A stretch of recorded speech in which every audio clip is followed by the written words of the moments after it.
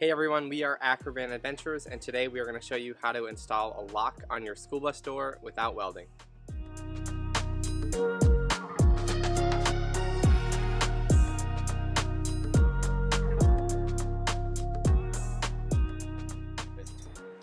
Basically, our doors have like a very thin amount of metal here. Some buses have like a really thick gap, but that means that we can't drill a normal door hole. A normal like deadbolt has like a pretty large hole. It's like 2 inches wide or something like that. We don't have 2 inches of metal anywhere, so not gonna work. So we had to go to Home Depot, buy a new lock with a very small hole. It's only like 1.25 inches or something like that. And we have decided that we are gonna keep the doors opening as a bifold. So one will open this way, with the other will open that way. And what we're gonna do is we need to close this gap. So I bought 2 pieces of 1-inch aluminum. These are 1 inch wide. We are going to attach the aluminum like this on the door, both sides, so that this gap gets closed up. Then we are going to add a little piece of metal that overlaps it so we can kind of create a weather seal. And then we are going to drill through the aluminum and whatever metal is existing to drill our hole for our new lock. So let's get to it.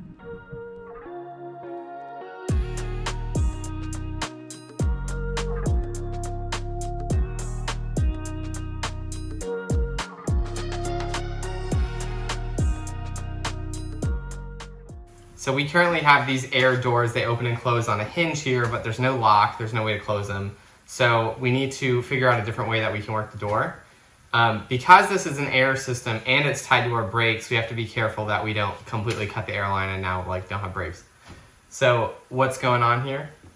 This is our air line from the engine where the air is pressurized for both the door and the brakes, so they're connected. Which means that if we want to disconnect this, we either need to plug it or figure out something else to do. This is the pressure regulator for the doors. These wires go to the flashers around here so it can sense the pressure in here, and then it knows whether the doors are open or closed, which tells me if it's yellow or red. And this is the actual pressure, actuator that opens and closes the door. So when you flip the switch, it basically either pressurizes or depressurizes, which opens and closes the door. They are connected on this hinge here, which basically means that both doors act at exactly the same time. Basically, the pressure goes to the one door, but they both open because they're connected. So the first thing I'm going to do is take this little plastic thing off. I believe I just have to unscrew these and then it slides out. I'm going to do that on both sides because I know there's a gap between the doors. We need to figure out about how big that gap is.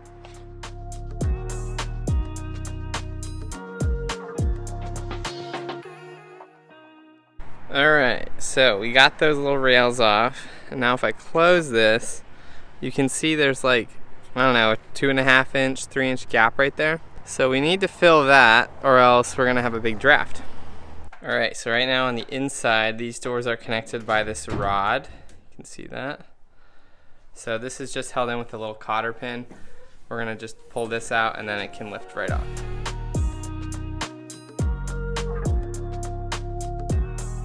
Alright, so we used to have a bunch of pneumatic different actuators and things like that up here. We disconnected them, and what we're left with is there's a couple of wires up here, which we're kind of just going to tuck away. And then our bus had air lines. So this is the air line, which was previously opening and closing the door. What we found is that once we took this off and disconnected it, the air was just constantly flowing out of this. It was really loud, it was really annoying, and we don't want to leave an open line to our airline. So what we did is we bought these little end caps, and these are just push to connect fittings. This is 1/4 inch hard plastic tubing, so we just bought 1/4 inch push to connect caps. So if you're trying to find them on Amazon, I would search for pneumatic push to connect cap. Couldn't find it for a while. Hopefully that helps you.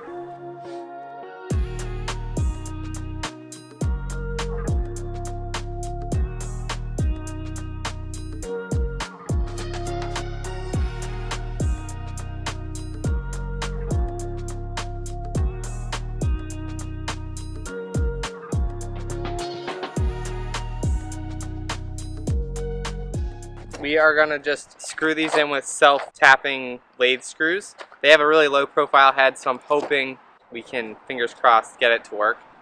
If that doesn't work, what I'm gonna do is drill a big hole on one side of this and then use this screw kind of like inside. So then I wouldn't be drilling through both pieces, just the one. But we're gonna start with this because it's a lot easier. This is 1-inch square aluminum. Our door is 1 inch wide. However, there's this little lip that causes there to be a gap. So I got 2-inch screws because it should go completely through this first one, through the gap, and then into the second one without going through it. So I can show you what that looks like. So this is that little gap. It's about 1/4 inch wide. So we're gonna go through the aluminum, past this gap, and then into this piece of metal without going all the way through to where I'm gonna hit a screw. Hopefully that's true. We're gonna see. Let's take a look.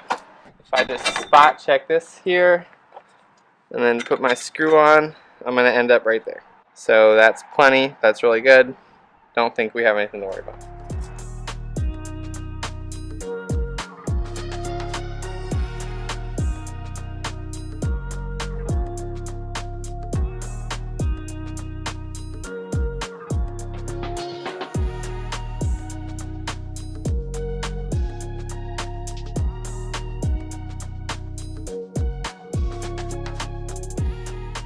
So our aluminum is in. If we close the doors together, they do close even with the screw heads, which is great. You can see the top actually has a bigger gap than the bottom. I think it's 20-year-old bus. The doors are probably like warped or misaligned or something. So not an issue. But this is great. It's really close, so that will help us keep the draft down. Next step is that we are going to put on kind of like a piece that sticks out and overlaps a little bit. That way we can like shut it and it'll actually have something that like overlaps. That's where we're gonna end up putting our weather stripping so that we actually like can seal out the water. We're gonna do it all the way down to the bottom and then hopefully we should be good from there. Alright, realized we didn't get any film of us painting the doors, but first we primed them. This is what we had left over, some rusty metal primer. And then we painted over that with this Rust-Oleum high performance enamel. So we're going to take off all the paper, install the last metal piece to the door, and then we are finally done.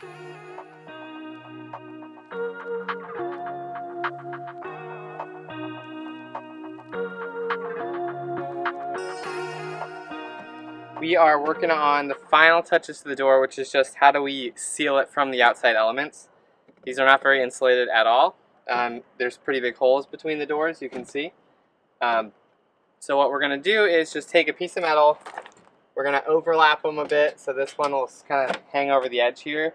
We're going to put weather stripping on this side, and that way when we close the door, it makes a nice tight seal from the rain.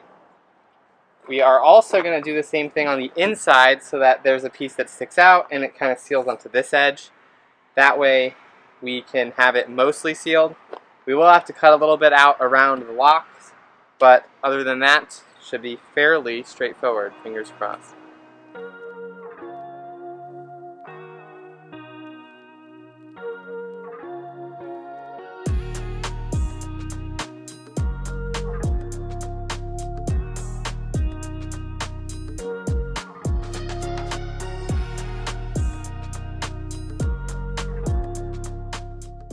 We're going to use self-tapping screws to hold our weather stripping metal to the door.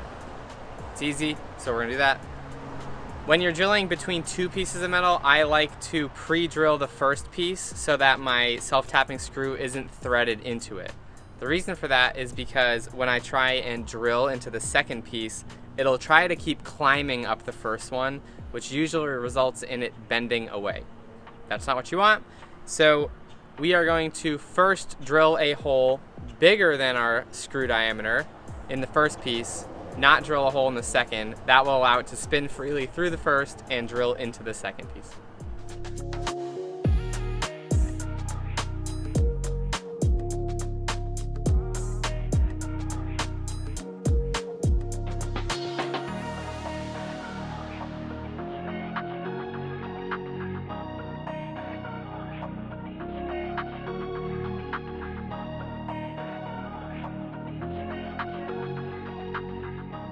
This is the weather stripping that we're going to be using on our door. It's a little less than 1/2 inch thick.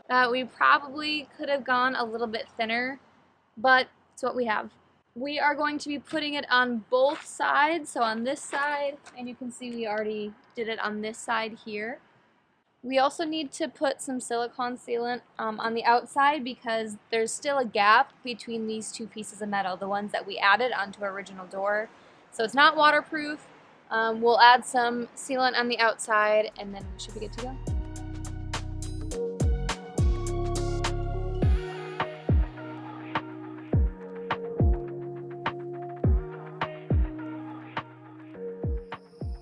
Next, we're going to show you how we installed this lock. We got it at Home Depot. We'll link it in the description below. Make sure you pay attention to the thickness of your door so you can make sure your lock will actually fit it. But it just works like a normal lock. 1 1/4 inch hole, right? That's what it says. 1 1/4.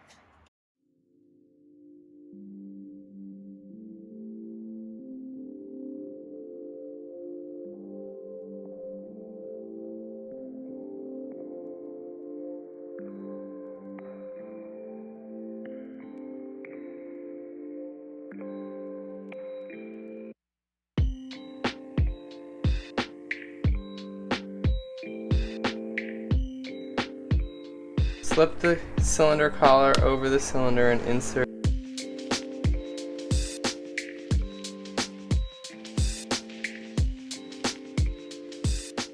Alright, when we're installing this plate, it comes with 2 screws that are supposed to go into wood. I definitely don't recommend you use them in metal. We tried it and they snapped immediately, so don't do that. We have now taken a tiny little, like 1/2 inch, number 6 self-drilling metal screw, and we've put it in here. When I use 2, it doesn't seem to like sit flush, so we are just using 1 and I think I can kind of make it work. We're also going to do the same for these screws. We're going to use self-tapping metal screws. These are 1 5/8 inch. That's enough to go through this and into our door without going all the way through. So we're going to put 2 screws in and I'll just have to do.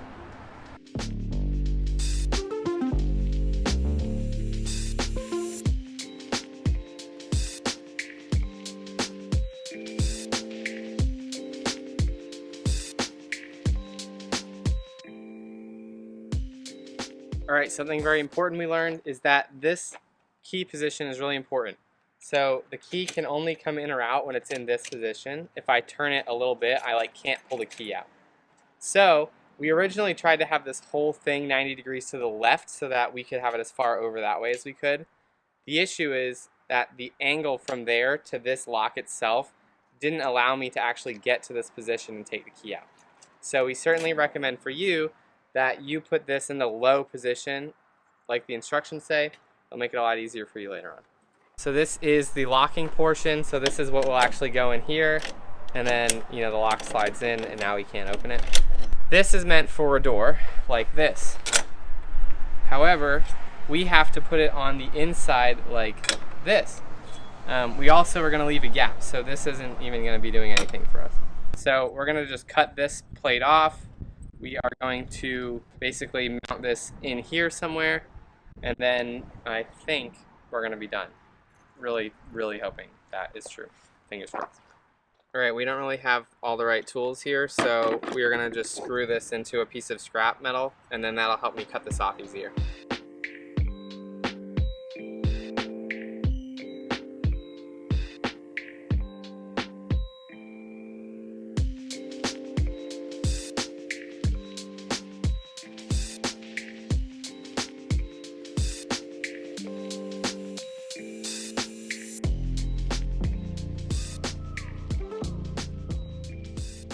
One important customization for this lock piece, it did come with like a right angle.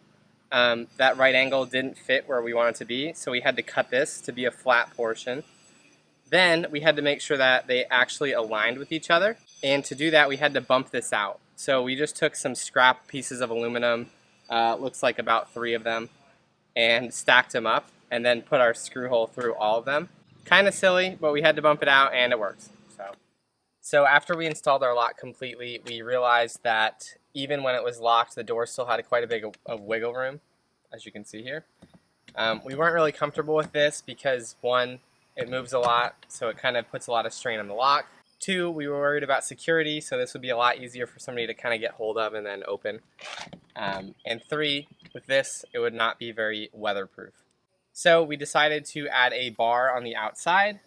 Basically, this bar holds it in place nice and tight. There's some locks through this, so you can't just take it off. We're also going to use this on the inside to keep it shut while we are in the vehicle. We'll show you that in a second. This is just a piece of aluminum angle iron with weather stripping on the back. The weather stripping is to prevent any scratching, but it's pretty strong and it's pretty light.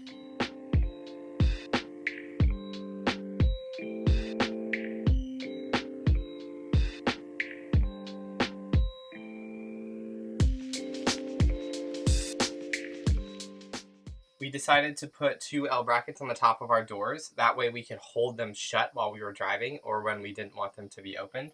We found that this bottom lock alone was not quite enough, so we added this. It's just a simple pin with a hole through an L bracket on the door, but all it does is hold it in place. This also helps make the weather seal really tight, so when it's raining, this helps a lot with water trying to get in through the door.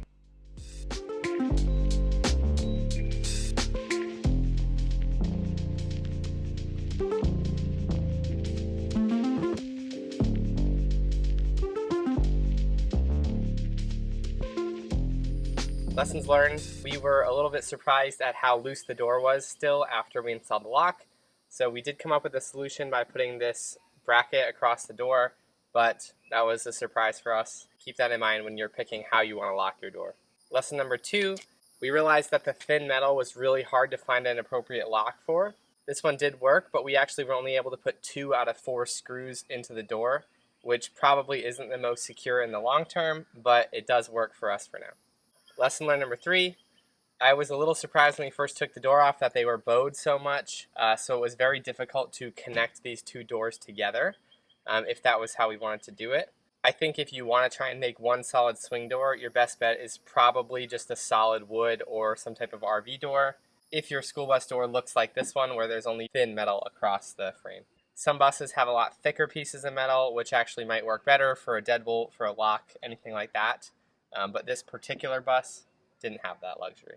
If you do choose to make one solid door that swings open, you actually will also have to build a frame for that door to close into. We thought that would constrict the doorway a little bit. It would be quite a bit more effort, so that's why we didn't do it. But if that's your solution, it's also a doable option. One other important consideration is making sure you know what your floor is going to look like with the type of door that you have. Even with the floor that we wanted to do with a little bit of wood and then our nice vinyl flooring, it became too tall for this door, so we couldn't shut it all the way. We had to come up with a different solution for the first step. So just keep in mind, whatever you choose to do with your door will also affect what you choose to do with your first step. It's also really important to consider how you think you're going to be using your vehicle. Jesse and I don't plan to go to very cold places all the time, so we don't think that the insulation is going to be a big deal for us. However, if you think you're going to end up in cold places a lot, this is probably not very thermal resistant, which means it's going to get very cold around this area. If you think you're going to do something like that, it might be worth investing in a thicker door with more insulation. We may have mentioned it before, but also think about how you're going to be driving the bus. Visibility is really important. It can be really hard to see. If you block off this entire door with a solid piece, it's going to be very difficult to see out to your right. For that reason, we chose to keep this glass paneling on here. But even if we switched to another door, I think it would have been very important to put some kind of window so you could see out of it. Let us know what you think about our door solution in the comments below. We will put a link to all the tools that we've used in the description below. We are Acrovan Adventures. Thanks for watching, and we'll see you next time.